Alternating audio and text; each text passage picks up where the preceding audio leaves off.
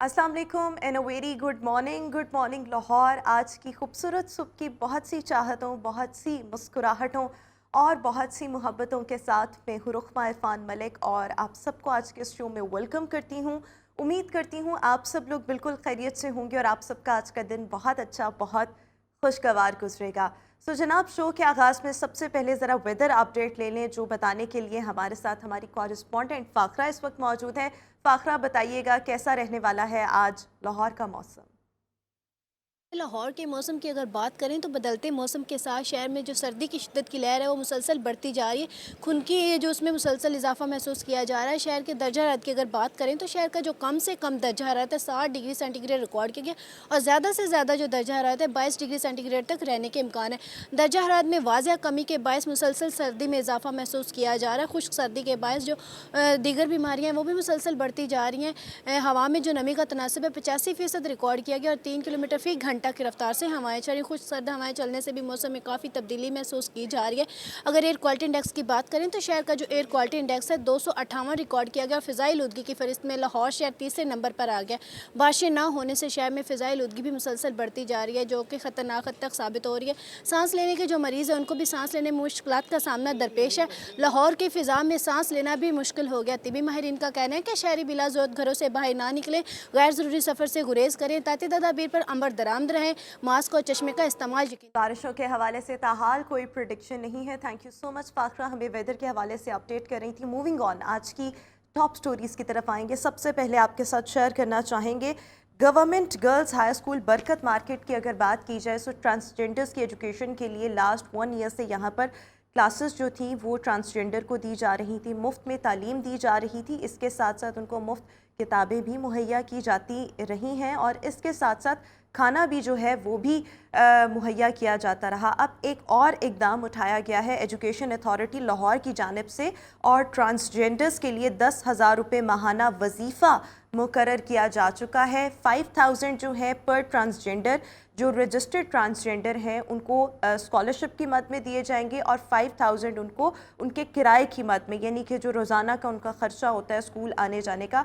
उसकी मद में दिए जाएंगे, ताकि एजुकेशन को अमंग ट्रांसजेंडर ज़्यादा से ज़्यादा प्रमोट किया जा सके। और इसके लिए करना क्या होगा, सिर्फ़ और सिर्फ ट्रांसजेंडर ने 80% तक अपनी जो अटेंडेंस है उसको मेंटेन रखना होगा। सो पहली हमारे पास टॉप स्टोरी ये थी। आगे बढ़ेंगे, आपके साथ शेयर करेंगे कौमी क्रिकेट टीम के ऑलराउंडर शादाब खान को पंजाब पुलिस ने अपना ब्रांड एम्बेसडर मुकर्रर कर दिया है और इस हवाले से शादाब खान ने सेंट्रल पुलिस ऑफिस में आईजी पंजाब डॉक्टर उस्मान अनवर और एडिशनल आईजी पंजाब दोनों से मुलाकातें की और शादाब खान को इस मौके पर एजाज़ी डीएसपी के रैंक से नवाजा गया। और इस मौके पर शादाब खान ने बहुत ही ज़्यादा खुशी का इजहार किया। उनका ये कहना था कि मैंने कभी ऐसा सोचा नहीं था कि मैं भी पुलिस के साथ किसी भी तरीके से मुंसलिक हूँगा। सो अब जब भी पंजाब पुलिस को मेरी ज़रूरत पड़ी सो मैं हर वक्त जो है इस काम के लिए तैयार हूँगा। साथ ही साथ उनको पुलिस ऑफिस के मुख्तलिफ हिस्सों का विजिट भी करवाया गया और ये अभी विजुअल्स हैं जो आप देख सकते हैं। आखिरी स्टोरी की तरफ आएंगे and this is actually very very interesting. American scientist ने तारीख में पहली बार व्हेल मछली से गुफ्तगू करने का दावा किया है। हैरानकुन दावा जो है वो अमेरिकन साइंटिस्ट की तरफ से सामने आ रहा है। बहुत अरसे से जो माहिरीन हशरियात है वो इस बात की कोशिश कर रहे थे कि किसी तरीके से जानवरों के साथ, हशरियात के साथ बातचीत की जा सके। सो अब मुख्तलिफ सॉफ्टवेयर की मदद से आवाज़ तैयार की गई। बेसिकली ये जो व्हेल मछली है ये हम बैग व्हेल है और मुख्तलिफ जो व्हेल मछलियाँ थीं उन्हीं की जैसी सॉफ्टवेयर की मदद से आवाज़ को तैयार किया गया। उसके बाद समंदर में इस डिवाइस को बेसिकली भेजा गया जहाँ पर ये व्हेल मछलियों की आवाज़ों जैसी आवाज़ थी और इन आवाज़ों को सुन के बाकायदा से जो व्हेल मछलियाँ थीं उन्होंने रिस्पॉन्स भी दिया। तकरीबन 20 मिनट तक जो व्हेल मछलियाँ थीं वो इकट्ठी हुई, इन आवाज़ों को सुनती रहीं और रिस्पॉन्स भी दिया। और माहिरीन ने यह भी कहा है कि इन तैयार की गई आवाज़ों में बेसिकली खैर आफ़ियत और खैर मकदम की आवाज़ें भेजी गई थी, जिनके जवाब में वेल मछली ने भी ऐसे ही जवाबात दिए हैं। So this is actually very astonishing, very wonderful, और ये दावा जो है अमेरिकन साइंसदान जो हैं वो कर रहे हैं। सो हमारी आज की टॉप स्टोरीज़ ये थी। इसी के साथ अभी हम शो में एक ब्रेक शामिल करेंगे, वापस आएंगे एक ब्रेक के बाद और आज के शो के highlights, health and fitness segment के साथ आज के शो का आगाज़ करेंगे। So stay with us and good morning.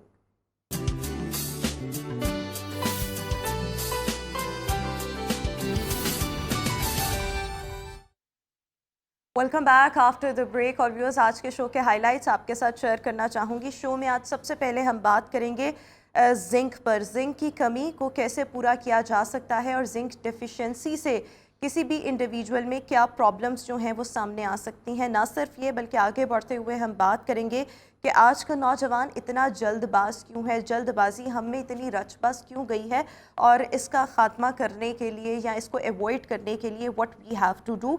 मज़ीद आगे बढ़ते हुए अंडों के मनमाने नर्ख जो हैं वो इस वक्त वसूल किए जा रहे हैं। इंतज़ामिया खामोश तमाशाई है, माफिया बहुत ज़्यादा मुतहर्रिक है। सरकारी कीमत 365 रुपये दर्जन की बुलंद तरीन सतह पर पहुँच चुकी है, लेकिन अंडे जो हैं वो फिर भी दस्तयाब नहीं हो रहे या बहुत महंगे दामों फ़रोख्त किए जा रहे हैं।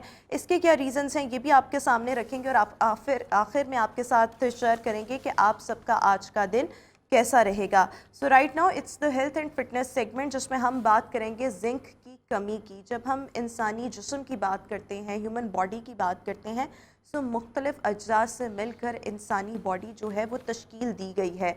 इसमें ऑब्वियसली मुख्तलिफ अगर हम देखें मैक्रो न्यूट्रिएंट्स भी हैं, माइक्रो न्यूट्रिएंट्स भी हैं। जब हम वाइटामिन्स एंड मिनरल्स की बात करते हैं, अगर हमारी बॉडी के अंदर किसी भी वाइटामिन की कमी हो जाती है, मिनरल की कमी हो जाती है, तो इसके नुमाया असरात जो हैं वो हमारी बॉडी के ऊपर जो हैं वो नज़र आने लग जाते हैं, किसी भी इंसान में फ़ील होने लग जाते हैं। जिंक की जब हम बात करते हैं, ये बहुत ही ज़्यादा इम्पॉर्टेंट एक मिनरल है ह्यूमन बॉडी के लिए, इसकी बहुत ज़रूरत है। मुख्तलिफ़ खुराक से हमें जिंक जो है वो मिलता है, लेकिन जब जिंक की कमी किसी भी इंसान में होती है तो उसकी इम्यूनिटी बहुत लो हो जाती है, जिसकी वजह से उस पर बीमारियां जल्द हमलावर होती हैं। ना सिर्फ ये, बल्कि अगर हम स्किन इश्यूज़ की बात करें, सो स्किन के भी बहुत से इश्यूज़ जो हैं वो जनरेट होना शुरू हो जाते हैं। और इस सब के साथ साथ अगर देखा जाए सो हमारा ओवरऑल जो सिस्टम है, ह्यूमन बॉडी, वो बहुत ज़्यादा बैडली इफ़ेक्ट होती है। सो जिंक के हमारी बॉडी पर क्या पॉजिटिव असरात है, क्यों इसका इस्तेमाल करना ज़रूरी है, कौन कौन सी ग़िज़ाओं से हम सब जिंक हासिल कर सकते हैं, इस पर आज हम बात करेंगे। मेरे साथ इस वक्त शो में मौजूद है nutritionist Hafsa Gauhar. Hafsa, thank you so much for joining us in good morning Lahore. So सबसे पहले जब हम जिंक की बात करते हैं, जिंक जो कि एक मिनरल है, कितना इम्पॉर्टेंट है हमारी बॉडी के लिए? देखिए, जिंक एक अल्लाह की हमारी तरफ से जो है ना, हम बात करते हैं कि सबसे ज़्यादा कीमती तोहफ़ा है। अगर हम कुदरत में बात करें तो इस टाइम हमारे पास नेचुरल अमाउंट में हमारे खुराक के अंदर जो है वो जिंक मौजूद होता है, जो हम अगर डेली अपनी डाइट के अंदर इनटेक करें एक अच्छी अमाउंट, तो हम एक अच्छी सेहतमंद ज़िंदगी गुजार सकते हैं। ये हर एज ग्रुप के लिए डिफरेंट है और हर एज ग्रुप के लिए इसकी जो इंपॉर्टेंस है वो डिफरेंट है। जैसे हम बच्चों की बात करते हैं तो सबसे ज़्यादा जो इसके रिस्क पे होते हैं, जो इसकी डेफिशिएंसी जो देखी जाती है वो बच्चों में और ओल्डर एडल्ट्स में देखी जाती है। ऐसे ओल्डर एडल्ट जिनकी एज है वो 65 से ऊपर होती है। अगर हम बच्चों की बात कर रहे हैं तो सबसे पहले बच्चों की जो ग्रोथ है, इसको हम कहते हैं ग्रोथ मिनरल है। अब ये बच्चों के अंदर जो ग्रोथ होनी है, उनकी मेंटल कैपेबिलिटी भी और उनकी ग्रोथ भी। ऐसे बच्चे जो दुबले पतले होते हैं, जिनकी जिसामत जो है बड़ी कमज़ोर होती है, हड्डियों नुमा उनका जिस्म होता है, उन जैसे बच्चों के लिए सबसे ज़्यादा जिंक की ज़रूरत होती है। और ये स्पेशली 5 साल से लेकर 8 साल की उम्र तक हमें कोशिश करनी चाहिए कि बच्चों के अंदर जिंक की तादाद जो है वो उसका ख़ास ख्याल रखा जाए। माओं को चाहिए कि उनकी खुराक के अंदर भी ऐसी चीज़ें शामिल की जाएँ। और सबसे जो इसमें ज़रूरी बात है कि बच्चों को जो है वो ब्रेस्ट फीड करवाया जाए आफ्टर डिलीवरी। और ऐसी फीमेल जिन्होंने अपनी प्रेगनेंसी में थोड़ा सा इशू देखा है, उसके साथ साथ उन्हें चाहिए कि जैसे बच्चों की बर्थ होती है उसके बाद उनकी डाइट में जिंक के फार्मूलाज इंक्लूड किए जाएंगे, जिंक जैसे रिलेटेड हाई अमाउंट्स ऐसे ऐड की जाएँ जिसमें बच्चों के लिए जिंक की डेफिशिएंसी ना हो।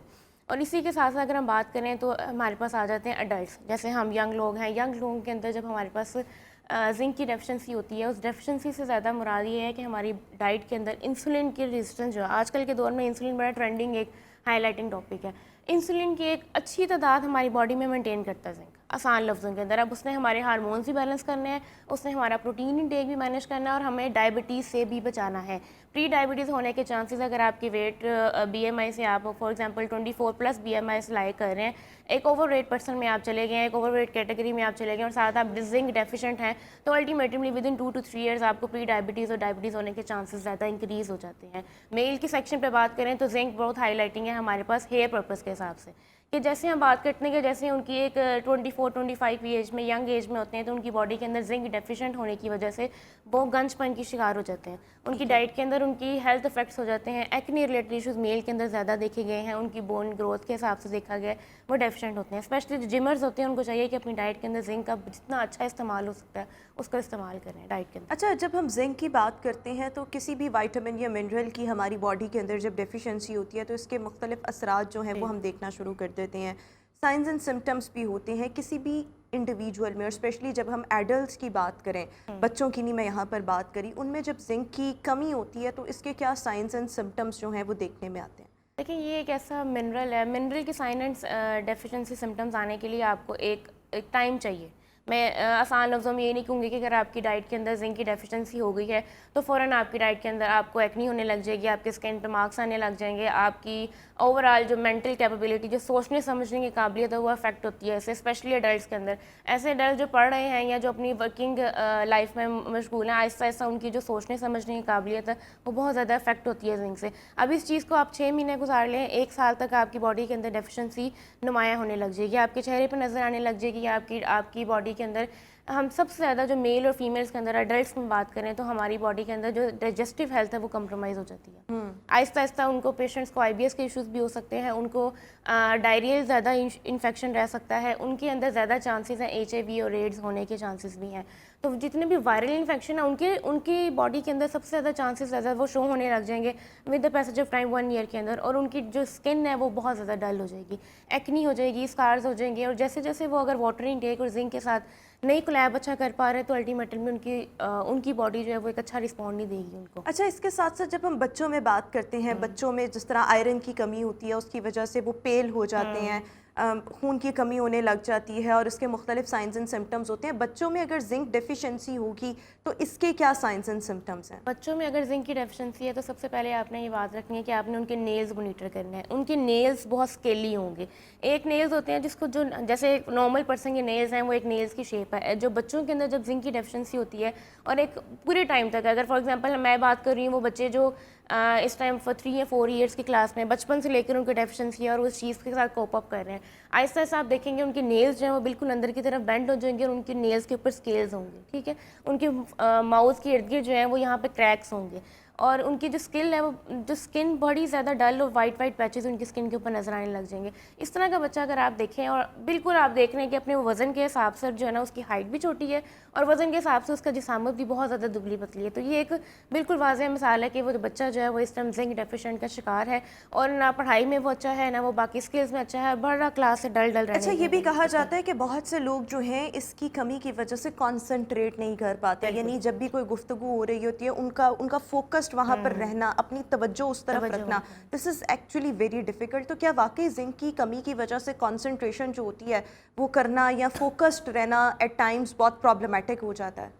ये प्रॉब्लमेटिक है, लेकिन मैं यही बात करूँगी कि जो जिंक की डेफिशिएंसी है ना वो आपको स्टार्ट ही आपके बचपन से शुरू होती है, एडल्ट्स तक आते हैं। ऐसे नहीं है कि एडल्ट्स ही हमारी लाइफ इस तरह की है कि हम डेली अपनी लाइफ में कुछ ना कुछ ऐसा इंटेक कर लेते हैं, कोई ना कोई मल्टीविटामिन, कोई ना कोई विटामिन ऐसा इंटेक करते हैं कि हमारी जिंक की डेफिशिएंसी पूरी हो जाती है। वो ऐसे बच्चे जो बचपन से ही अपनी जिंक की डेफिशिएंसी के साथ चलते हुए आ रहे हैं और ना उनकी फैमिली ने, ना उनकी मदर ने, ना उस चीज़ को इतना कोप अप नहीं किया, तो जब वो अपनी एडल्ट लाइफ में पहुंचेंगे उसमें और एक हेल्दी पर्सन में बहुत फ़र्क होगा। उसकी सोचने समझने की काबिलियत के अंदर, उसकी चीज़ों को अंडरस्टैंड करने के लिए और उसकी लर्निंग कैपेबिलिटी, नई चीज़ों को सीखना, नई चीज़ों के लाइफस्टाइल के साथ कोप अप करना, अगर वो जॉब की तरफ जाना चाह रहा है तब भी उस चीज़ों को, स्किल्स को जो उसने सीखी होंगी आहिस्ता आहिस्ता वो माइल्ड होती जाएंगी उसके जहन से, और जैसे जैसे विद द टाइम गुजरेगा वो अपनी बाकी एडल्ट्स के साथ वो बहुत ज़्यादा डल और उसकी जो कैपेबिलिटी है वो अपने आप को बहुत लो अच्छा, फील एक और करेगा। बहुत इंपॉर्टेंट चीज़ कि क्या वजूहात ऐसी बनती हैं किन बिना पर हम ये कह सकते हैं कि जिंक की डेफिशिएंसी किसी भी इंसान में होना स्टार्ट होती है? लेकिन सबसे बड़ी चीज़ मैं ये प्रेफर करती हूँ कि अगर किसी की डाइट के अंदर सप्लीमेंट्स का इस्तेमाल बहुत ज़्यादा है और वो बेदरज है कि फॉर एग्जांपल उसने मोनीटर किए बगैर अपनी डाइट के अंदर आयरन भी इंक्लूड कर लिया है और कैल्शियम भी इंक्लूड कर लिया है। आयरन, कैल्शियम और कॉपर एक ऐसे 3 कॉन्ट्राडिक्ट हैं जो हमारे साथ इस टाइम जिंक को मिनिमाइज़ करता है। जिंक की अब्जॉर्प्शन हमारी बॉडी के अंदर कम कर देता है। अगर आप 60 मिलीग्राम से ज़्यादा पर डे अपनी डाइट के अंदर आयरन की डेली कंजप्शन कर रहे हैं, ये जाने बगैर कि आपका CBC किस तरह है, आपका फेरेटिन लेवल किस तरह है, और आप जो है ना नॉर्मल अमाउंट के अंदर भी जो है वो कैल्शियम की इंटेक डेली अपनी डाइट के अंदर कंज्यूम कर रहे हैं with a long period of time, more than 3 months तक अगर आपने ये डाइट इस्तेमाल की है, और कॉपर का यूजेज आपकी डाइट के अंदर ज़्यादा है, ऐसे लोग जो इंडस्ट्रीज़ में काम करते हैं जहाँ पे रॉ मटेरियल्स और वेस्ट प्रोडक्ट्स का इस्तेमाल बहुत ज़्यादा होता है, वो लोग सबसे ज़्यादा हाई रिस्क पे होते हैं। अब होता ये है कि वो ले तो रहे हैं अपनी डेली डाइट के अंदर, लेकिन उनकी जो जिंक की बायो अवेलेबिलिटी है वो कंप्रोमाइज़ हो जाती है। जब ये तीनों चीज़ें मॉनिटर होती हैं, आप आयरन और जिंक, और स्पेशली वो फीमेल्स जो प्रेगनेंसी के अंदर early pregnancy, teen age less than 18 years के अंदर प्रेगनेंसी अचीव करती हैं और साथ वो आयरन के और सप्लीमेंट्स लेना शुरू करती हैं, उन्हें चाहिए कि अपने लास्ट ट्राइमेस्टर में जिंक का इस्तेमाल भी करें। जब वो दोनों चीज़ें जिंक और आयरन अपनी डाइट के अंदर साइड बाय साइड लेके चलती हैं, तो वो एक हेल्दी अमाउंट में एक हेल्दी न्यू बॉर्न हमें दे सकती हैं, जो कि एक पूरी लाइफ सर्वाइव कर सकता है। अच्छा, इसके साथ साथ अगर हम जिंक की बात करते हैं, ये हमें किन किन ग़िज़ाओं से जिंक जो मिनरल की फॉर्म में हमें मिलता है? कौन कौन सी ग़िज़ाओं में जिंक पाया जाता है और उनको हमें अपने लाइफस्टाइल में इनकॉर्पोरेट करना चाहिए ताकि हम जिंक की डेफिशिएंसी से बच सकें? सबसे जो आजकल सीजनल है that is sea food. Sea food सबसे बेहतरीन चीज़ है अगर आपने जिंक अपनी डाइट के अंदर लेना है। और रेड मीट, जिसको हम बीफ भी कहते हैं, मटन भी कहते हैं, रेड मीट ऐसा है कीमे की सूरत में ले लें, आप बच्चों को दें उनकी डाइट के अंदर। और अगर आप फॉर एग्जांपल कोई रेड मीट का इस्तेमाल इतना ज़्यादा नहीं करना चाहता तो वो सी फूड की तरफ प्रेफर करें। और जितना ज़्यादा सी फूड आप इस विंटर्स में इंटेक कर सकते हैं, आपको चाहिए कि आप इंटेक करें। स्पेशली ऑयस्टर्स पाकिस्तान में अवेलेबल नहीं है, इतना हाईली कंज्यूम नहीं होते, लेकिन फ़िश है, बाकी डिफरेंट आइटम्स हैं जो आपके लिए ईजिली अवेलेबल हैं, आप उसको इस्तेमाल करें। वो ओमेगा 3 फैटी एसिड और जिंक कंबाइन करके आपकी बॉडी के अंदर डबल इफेक्ट देते हैं उस चीज़ को। अगर आप वेजिटेरियन वाली साइड पर चले जाएंगे, सबसे ज़्यादा हमारे पास लाल लोबिया, रेड किडनी बीन्स जो हैं वो इसकी सबसे ज़्यादा रिचेस्ट अमाउंट होती है। अब आप अपने बच्चों को उस चीज़ के लाल लोबिया भी दे सकते हैं, उनके कबाब बनाकर दे सकते हैं, उसको रेड मीट के साथ कंबाइन करके उनकी डाइट के अंदर इंटेक करवा सकते हैं। जितना भी हमारे पास डेयरी प्रोडक्ट है, मीट प्रोडक्ट है, एनिमल प्रोडक्ट्स हैं जिसको हम एग्स भी कहते हैं, डेली अपनी कोशिश करें लाइफ के अंदर एक एग बच्चों को लाजमी रोज़ाना अपनी डाइट के अंदर दें, चाहे वो विंटर्स हों चाहे समर्स हों। उसके अलावा अगर हम बात करें डेली इंटेक, हम चाहते हैं कि यार हम रेगुलर कोई एक ऐसी चीज़ ले लें जिससे हमारा जिंक की अमाउंट जो है वो पूरी हो जाए, तो हम अपनी डाइट के अंदर पम्पकिन सीड्स, इसके हम बात करते हैं, सनफ्लावर सीड्स, इन दोनों सीड्स अगर हम डेली अपनी डाइट के अंदर इंटेक करें, 1 टेबल सीड्स ये खाने चाहिए रोज़ाना? आपको डेली 1 टेबल स्पून इनको मिक्स करें, इनको मिक्स करके 1 टेबल स्पून अपने पास रखें। और अगर आप चलते फिरते भी अपने पास एज अ स्नैक भी यूज़ करते हैं, दैट इज़ परफेक्टली फाइन। और नाश्ते के साथ अगर आप 1 टेबल स्पून इन दोनों सीड्स का इस्तेमाल करते हैं तो आप अपनी जो जिंक की जो डेफिशिएंसी है ना उसको बड़ी हद तक क्योर कर सकते हैं। बिल्कुल ठीक हो गया। ये तमाम चीज़ें तो आपने बता दी, लेकिन इसके साथ साथ आपने कहा कि क्योंकि सर्दियां हैं तो सी फूड का, प्रॉन्स वगैरह का मेरे ख्याल में फिर ये चीज़ें जो हैं वो अपने लाइफस्टाइल में ज़रूर ऐड करनी चाहिए। इसके साथ साथ मेरे ख्याल में एक हेल्दी बैलेंस्ड डाइट ये भी बहुत ज़्यादा ज़रूरी है। जब हम जिंक की बात करते हैं और हमें जिंक नहीं मिल रहा, हम डिफिशेंट हो जाते हैं जिंक में, हमारी स्किन के ऊपर क्या इसके जो इफ़ेक्ट्स हैं वो नज़र आने लग जाते हैं जिसकी वजह से हम कह सकते हैं कि this person is suffering from zinc deficiency? देखिए, एक पर्सन है उसको नेचुरली फेयर है, ठीक है, एक नेचुरली कलर उसका अच्छा था और हम उसको देख रहे हैं कि भाई रंग भी गोरा है, बाकी सब भी चीज़ें हैं, लेकिन जैसे जैसे कुछ टाइम पीरियड गुजर रहा है वो अपनी अच्छी एक हेल्दी अमाउंट जिसको हम कहते हैं कि डाइट नहीं ले रहा है, एक एवरेज अच्छी अमाउंट नहीं ले रहा है, जिसमें ना तो मटन बीफ का इस्तेमाल अच्छा है और ना ही वो दालों का इस्तेमाल अच्छे तरीके से कर रहा है। बस जनरली बाहर का फास्ट फूड ज़्यादा है, बाहर का खाने की रूटीन इस तरह की है। जब इस तरह की डाइट, ना ही डेली आपकी डाइट के अंदर कोई फ्रूट या वेजिटेबल ऐसा है जो आप फ्रेश इंटेक कर रहे हो, जितना ज़्यादा फ्रूट और वेजिटेबल को फ्रेश इंटेक करेंगे उतना ज़्यादा आप जिंक की अमाउंट को अपने अंदर इंटेक कर सकते हैं। और जितना ज़्यादा राइपन फ्रूट होगा, जितना ज़्यादा राइपन वेजिटेबल्स होंगी या पुरानी चीज़ें पड़ी होंगी, उतना ज़्यादा उसके अंदर जिंक की अमाउंट कम हो जाती है। तो जैसे जैसे हम बात करते हैं कि किसी की अगर हेल्दी अमाउंट में भी वो ले रहा है, कोई खासी अमाउंट लेने की ज़रूरत नहीं है उसको, जिंक की एक हेल्दी एवरेज अमाउंट ले रहा है, 5 फूड ग्रुप्स अपनी डाइट के अंदर पूरे कर रहा है, तो वो उसकी स्किन भी ग्लो करेगी। और ग्लो ही स्किन होना, वैसे रिकमेंडेड अमाउंट क्या है? RDAs, ये जैसे रिकमेंडेड डाइटरी अलाउंस कहते हैं, वो क्या कहते हैं? हमें रोजाना कितनी अमाउंट में जिंक मिलना आपको अगर चाहिए? फीमेल्स हैं तो हमें तकरीबन 7 मिलीग्राम पर डे अपनी डाइट के अंदर इंटेक करना चाहिए, और अगर मेल हैं तो 11 मिलीग्राम्स पर डे।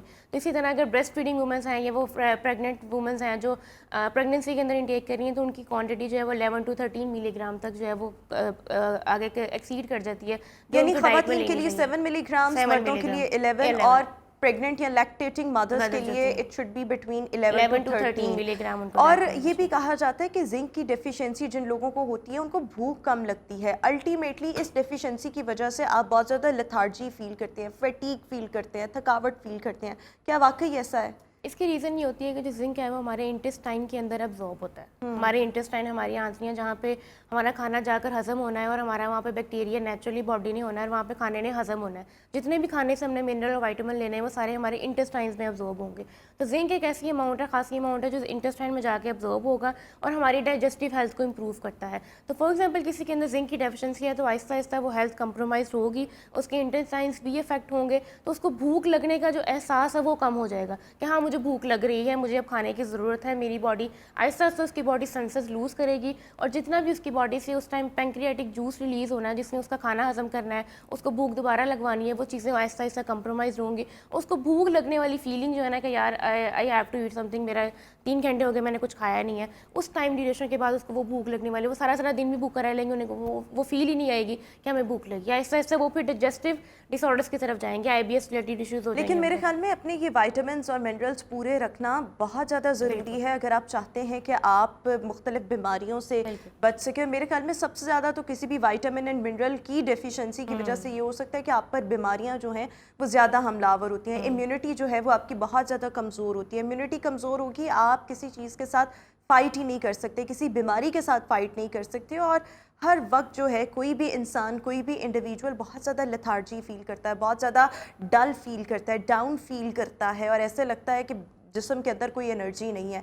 सो इसके लिए अपने विटामिन्स एंड मिनरल्स, जिंक की भी अगर हम बात करें, इट्स अ मिनरल, इनको पूरा रखना this is actually very very important. Thank you so much Hafsa Gauhar for joining us in good morning Lahore viewers. इसी के साथ अभी हम शो में एक ब्रेक शामिल करेंगे।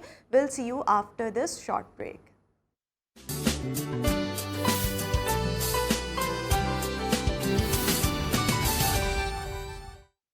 Welcome back after the break. Obvious बड़े अहम मौजू पर आज हम बात करने जा रहे हैं कि हम सब इतने जल्दबाज क्यों हैं। आज का जो नौजवान है वो इतना जल्दबाज क्यों है? क्योंकि हम अपने इर्द गिर्द देखें, हर इंसान को अपनी पड़ी हुई है और हर इंसान का दिल करता है कि हम जल्दबाजी से ये भी कर लें, वो भी कर लें।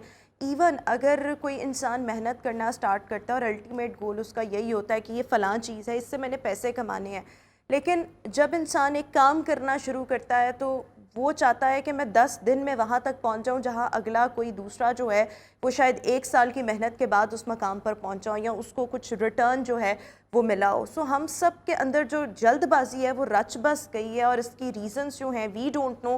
लेकिन ये जो चीज़ है वो करती क्या है कि किसी भी इंसान को बहुत ज़्यादा फ्रस्ट्रेट कर देती है, बहुत ज़्यादा मेंटली ऑक्यूपाइड कर देती है और एक बेचैनी और इज़्तिराब की कैफियत जो है वो लोग अपने अंदर फ़ील करते हैं। और शायद यही सबसे बड़ी वजह है कि हम आजकल इतनी एंजाइटी, स्ट्रेस और ज़हनी तनाव जो है वो अपने इर्द गिर्द देख रहे हैं। बिकॉज़ हर इंसान जो है वो चाहता है कि मैं फ़लाँ से भी आगे निकल जाऊँ, फ़लाँ से भी आगे निकल जाऊँ और बहुत कम टाइम में अपने जो रिज़ल्ट्स हैं वो हासिल कर लूँ। इसकी वजह से ऑब्वियसली जो स्ट्रेस है वो बहुत ज़्यादा प्रेवलेंट है। सो हम सब लोग इतने जल्दबाज क्यों हो गए हैं और जब हमने कोई काम करना है सो उसके लिए हमें कितने सब्र और तहम्मुल का मुजाहरा करना चाहिए और ये सब्र और तहम्मुल हमारे अंदर आएगा कैसे, हम्बल हम कैसे होंगे, इस पर आज हमने बात करनी है। मेरे साथ आज शो में मौजूद हैं साइकोलॉजिस्ट हैं Salman Ahmad Awan. Salman sahab, thank you so much for joining us on our show. So सबसे पहले व्हाट डू यू थिंक कि हम सब लोग, मैं किसी एक की बात नहीं करती, हम सब के अंदर जल्दबाजी जो है ना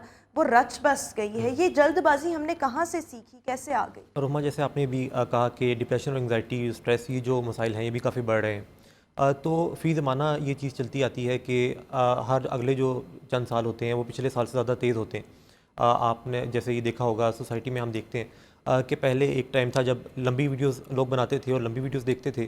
फिर एक टाइम आया जब 30 सेकंड की वीडियो का रुझान काफ़ी ज़्यादा बढ़ गया और आहिस्ता आहिस्ता ये जो है वो टाइम कम होता जाता है। एक टाइम था कि टेस्ट क्रिकेट ज़्यादा खेली जाती थी, फिर ODI आया, फिर T20 आया और अब T10, और इस तरह से वो भी चीज़ शॉर्ट होती जा रही है। तो हर चीज़ में इम्पल्सिविटी है और ज़माने में जिस तरह से कंपटीशन बढ़ता है, जिस तरह से टेक्नोलॉजी बढ़ती है, जिस तरह से जैसे कि AI आ गया, तो अब AI के पीछे भी अगर आप देखें सोच जो है वो ये है कि आसानी पैदा की जाए, जल्दी काम किया जाए, सिर्फ आप एक क्वेश्चन उसको दे दें और वो आपको आंसर दे दे।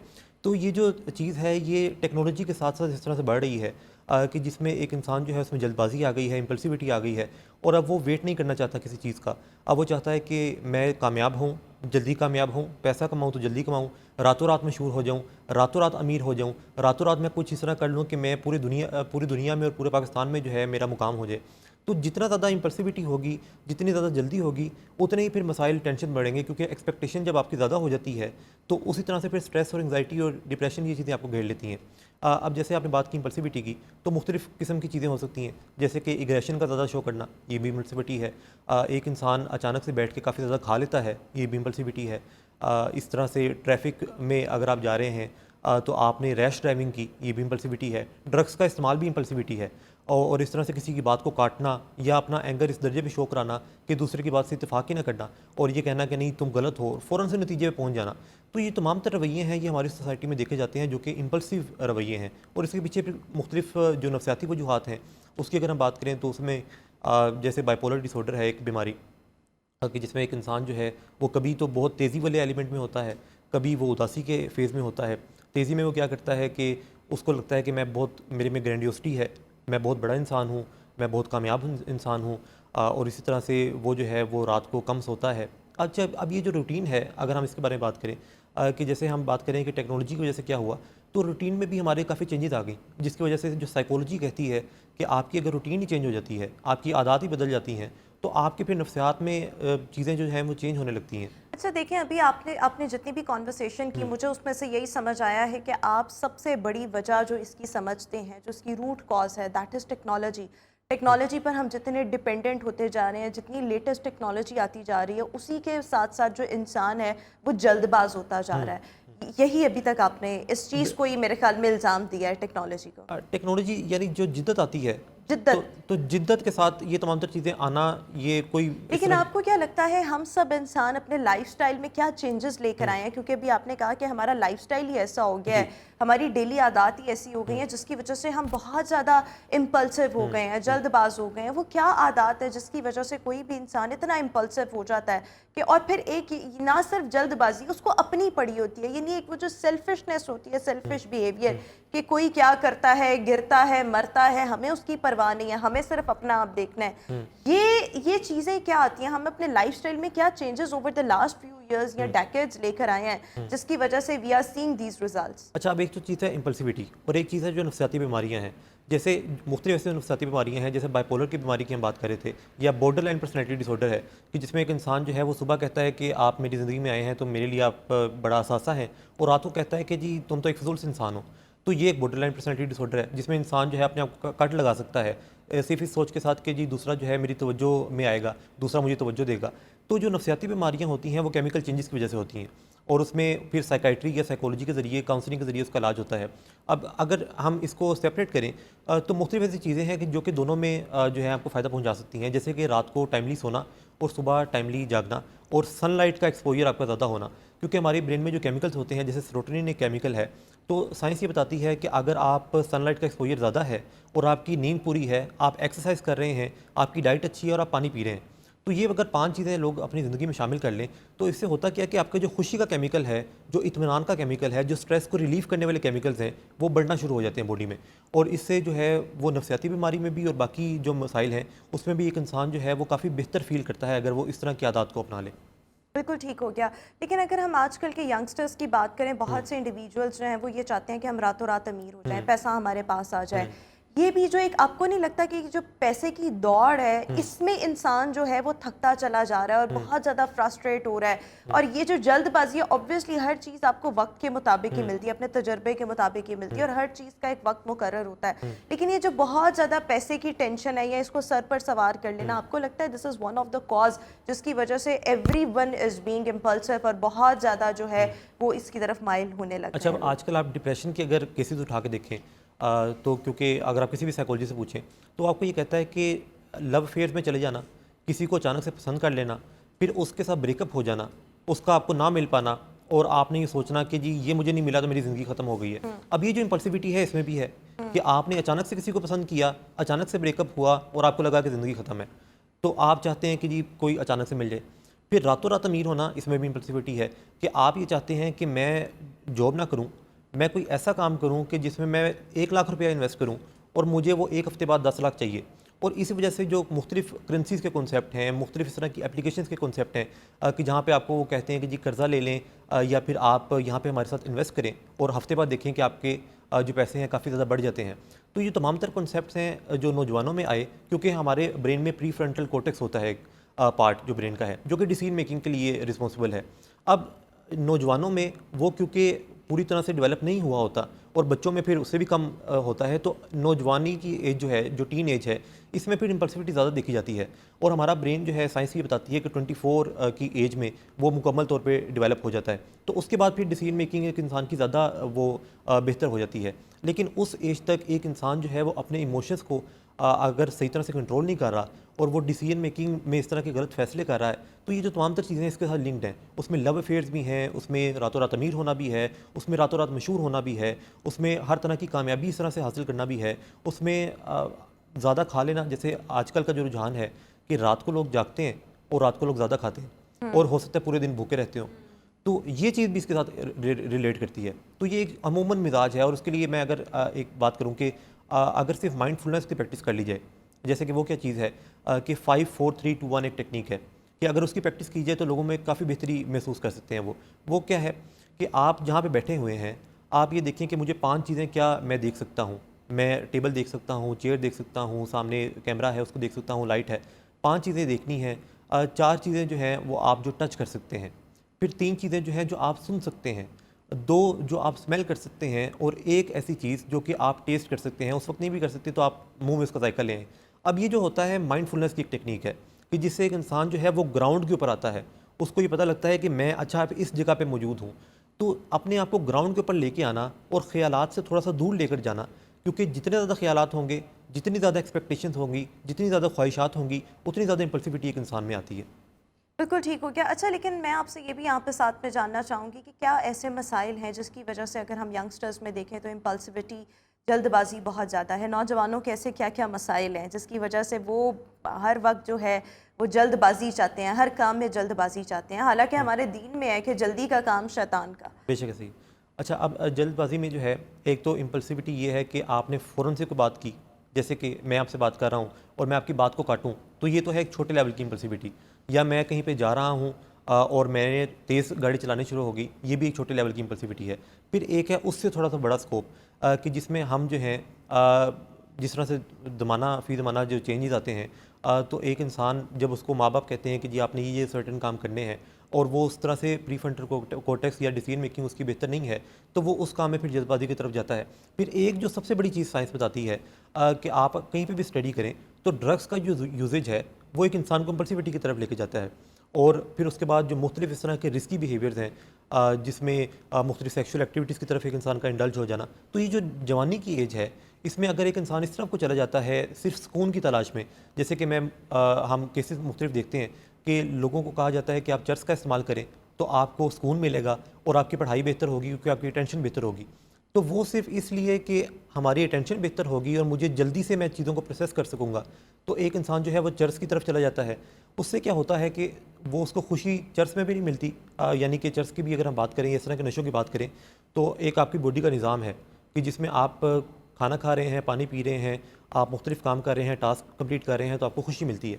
जब आप ड्रग्स की तरफ चले जाते हैं तो वो जो सारी खुशी है वो एसोसिएट हो जाती है उस ड्रग के साथ, और वो जो खुशी आपको बाकी कामों से मिलनी थी अब उससे नहीं मिलती। फिर एक टाइम आता है जब ड्रग से भी खुशी नहीं मिलती। तो ये बेसिकली अपनी बॉडी के साथ जो खेलना है, और नौजवान जो होता है वो केयरलेस होता है, उसका एटीट्यूड से भी होता है कि चीज़ों को नई नई चीज़ों को हम ट्राई करें। तो जहाँ पे ट्राई करना आ जाता है, जहाँ पे लोगों की बात को मानना आ जाता है, पीयर प्रेशर आ जाता है, दूसरों की तरफ से किसी भी बात को एक्सेप्ट कर लेना आ जाता है। किसी ब्रांड का आपने ये इश्तिहार लगा हुआ देखा और उसके बाद आपने डिसाइड कर लिया कि अच्छा मैंने ये काम करना है, या फिर आप सोशल मीडिया के ऊपर गए और आपने किसी टिकटॉकर को या किसी इस तरह के शख्स को देखा कि जिसने किसी काम के ज़रिए पैसे कमाए हैं, तो आपने फिर उसी काम में पैसे भी इन्वेस्ट कर दिए, उसी काम में जल्दी से आपने सोचा कि इसमें मुझे फ़ायदा होगा। तो ये जो जितने बिहेवियर्स हैं, ये इम्पल्सिव बिहेवियर इस तरह के हैं कि जहाँ पे आप नुकसान की तरफ जा रहे होते हैं। अच्छा, क्या एक ये चीज़ देखिए कि नौजवानों में जो शॉर्टकट का कॉन्सेप्ट है कि हमें बहुत टाइम लगेगा इस तरीके से वहाँ तक पहुँचने में, तो हम क्यों ना कोई शॉर्टकट का रास्ता ले लें। ये भी एक चीज़ है जिसको हम कह सकते हैं कि ये जल्दबाजी में ही आती है, शॉर्टकट्स। और मेरे ख्याल में जो लोग शॉर्टकट्स लेते हैं उनकी लाइफ, उनकी उस स्पेसिफिक कोई भी जो चीज़ उन्होंने हासिल की उसका लाइफ जो है वो बहुत शॉर्ट होता है। अच्छा, अब इसमें हम एक एग्जांपल से देखते हैं। बेशुमार लोग इस तरह के होते हैं कि जो कि जब करियर सेलेक्ट कर रहे होते हैं, करियर को चूज़ कर रहे होते हैं, तो उसमें जल्दबाजी करते हैं और वो कहते हैं कि जी अच्छा मैं ये डिग्री कर लेता हूँ क्योंकि मुझे इसमें एडमिशन मिल रहा है, इसमें मुझे स्कॉलरशिप मिल रही है, यहाँ पे यूनिवर्सिटी अच्छी है, तो इस डिग्री को स्टार्ट कर लेते हैं। और 4 साल बाद उनको रियलाइज़ होता है कि ये तो करना ही नहीं था, ये तो मेरा पैशन ही नहीं था। तो 4 साल बाद क्या होता है कि उनको एहसास होता है कि अगर मैं वो 1 साल ज़ाया होने की सोच से पीछे हट जाता तो आज मेरे 4 साल ज़ाया ना होते। तो हमेशा जो शॉर्टकट है, हमेशा जो ये चीज़ है कि आप किसी भी काम को स्टार्ट कर लेना, किसी भी काम के लिए कि आपको रास्ता नज़र आ रहा है कि यार यहाँ से मैं जल्दी पहुँच जाऊँगा, तो वो चीज़ लीड करती है इम्पल्सिविटी की तरफ। और जहाँ पे भी शॉर्टकट आएगा, जहाँ पे भी जल्दी से मशहूर होना आएगा, जहाँ पे भी जल्दी से कामयाब होना आएगा, जहाँ पे भी जल्दी या तेज़ी का एलिमेंट आएगा, तो वो अच्छा, हमारे हम अपने बिहेवियर से जल्दबाजी को ख़त्म कैसे कर सकते हैं? इसकी मुकम्मल इरेडिकेशन हमने करनी है, कैसे कर सकते हैं? अच्छा, अब इम्पल्सिविटी जो कि क्योंकि नफ्सियात इस तरह की पेचीदा चीज़ है कि आप इसको ये नहीं कह सकते कि जी ये इम्पल्सिविटी इसी वजह से है, क्योंकि इम्पल्सिविटी बाइपोलर डिसऑर्डर एक बीमारी है, उसमें भी है, बीपीडी में भी है, ड्रग यूज़ की वजह से भी है और मुख्तलिफ़ चीज़ों की वजह से हो सकती है। अब वो कितनी रिस्की है, जैसे कि एंटी सोशल बिहेवियर एक है, वो भी इम्पल्सिविटी है कि एक इंसान फ़ौरन से किसी को नुकसान पहुंचाने की तरफ चला जाता है। उसके हाथ में पिस्टल है तो वो दूसरे को शूट कर देगा। वो कहीं पे बैठा है तो कोई किसी को झूठ बोल देगा, फ्रेब करेगा, धोखा देगा। ये तमाम तर एंटी सोशल पर्सनैलिटी डिसऑर्डर, इसमें भी इम्पल्सिविटी है। तो जहाँ पे भी एक साइकोलॉजिस्ट से एक इंसान रब्ता करता है तो वो पहले तो देखता है और डायग्नोज करता है, क्योंकि डायग्नोज होना बड़ा ज़रूरी है कि इम्पल्सिविटी क्या ये सिर्फ एक रूटीन की इम्पल्सिविटी है जो एक जवान में पाई जाती है, या फिर ये बाइपोलर डिसऑर्डर है, या फिर कोई इस तरह का मसला है। और जहाँ पे एक मसले का पता लग जाता है तो वहाँ पे फिर उसका ट्रीटमेंट स्टार्ट होता है। लेकिन अगर एक आम इंसान है तो वो क्योंकि ख़ुद भी रियलाइज़ नहीं कर रहा होता, यानी मैं हमने किन किन चीज़ों पर अमल करना है? हमने डूज़ हमारे लिए क्या होंगे, डोंट्स क्या होंगे, अगर हम अपने रवैयों में से इम्पल्सिविटी को, जल्दबाजी को निकालना चाहते हैं तो जो हमें क्या करने की ज़रूरत है? जो माइंडफुलनेस टेक्निक्स हैं, प्रैक्टिसेस हैं, जैसे हमने 5 4 3 2 1 इसको डिस्कस किया, अगर ये लोग जो करते हैं, क्योंकि जो इम्पल्सिव बंदा होगा वो इस तरह के टाइम नहीं लगाएगा इस तरह की चीज़ के ऊपर। वो कहेगा कि जी मेरा तो एक एक मिनट कीमती है और मैंने जो काम करना है, मैं तो अभी 1 मिनट के अंदर मैंने कोई इस तरह का काम करना है कि जिससे मैं मशहूर हो जाऊँ या कोई इस तरह की चीज़ हो जाए। तो एक तो माइंडफुलनेस टेक्निक्स को प्रैक्टिस किया जा सकता है। दूसरा, ये जो आदत अपनी है या अपनी जो लाइफ का पैटर्न है, अगर उसको बेहतर कर लिया जाए, नींद को बेहतर कर लिया जाए या बाकी चीज़ों को बेहतर कर लिया जाए, तो ऑटोमेटिकली चीज़ें बेहतर होना शुरू हो जाती हैं। अगर एक इंसान की 8 घंटे की स्लीप है, जो कि साइंस कहती है 8 घंटे की स्लीप होनी चाहिए, तो वो चीज़ बेहतर हो जाएगी। लेकिन अगर एक इंसान जो है वो इम्पल्सिविटी की वजह से कि नहीं मैंने अपना टाइम वेस्ट नहीं करना, या मैंने बड़े बड़े ख्वाब देखने हैं, या इस तरह के लोग बड़ी बड़ी बातें करते हैं कि मैंने दुनिया को चेंज करना है, मैं बहुत बड़ा इंसान हूँ, तो ये लोग सोते भी नहीं हैं फिर। और इम्पल्सिविटी की वजह से रातों को जागना, तो ये जो जितना भी स्लीप साइकिल या बाकी चीज़ें डिस्टर्ब होती हैं, उतनी इम्पल्सिविटी इंक्रीज़ होती है। तो अगर एक इंसान अपनी चीज़ को रूटीन के ऊपर ले आए, अगर एक पेरेंट्स जिम्मेदारी ले लें कि हमने अपने बच्चे की जो चीज़ें हैं, जो खाना है, जो डाइट है, उसका पानी जो है या उसकी एक्सरसाइज जो है, उसको रूटीन में लेके आना है।